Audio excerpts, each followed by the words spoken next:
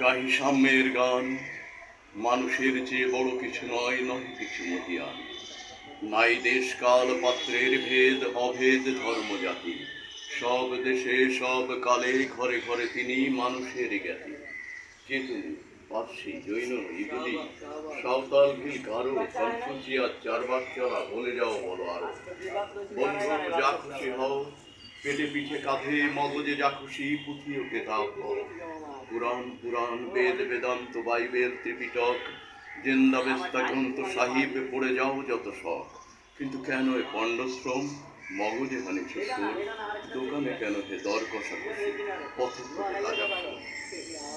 তোমাতে রয়েছে সকল কেতাব, সকল কালের জ্ঞান, সকল শাস্ত্র খুঁজে পাবে সখা, খুলে দেখো নিজ প্রাণ। তোমার হৃদয় বিশ্ব দেউড়, সকলের দেবতার। কেন খুঁজে ফেরো দেবতা ঠাকুর মৃত পুঁথি কঙ্কালে? হাসিছেন তিনি অমৃত হিয়ার নিভৃত অন্তরালে। বন্ধু বলি নিঝুর, এইখানে সে লুটাইয়া পড়ে সকল রাজমুকুট।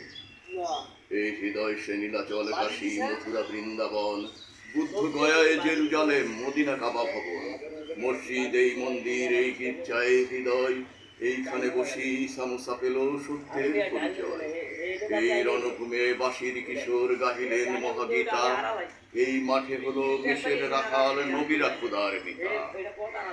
এই হৃদয়ের ধ্যান গুহা মাঝে বসিয়া সাক্ষ্যমণি, ত্যাজিল রাজ্য মানবের মহাবেদনার ডাক শুনি।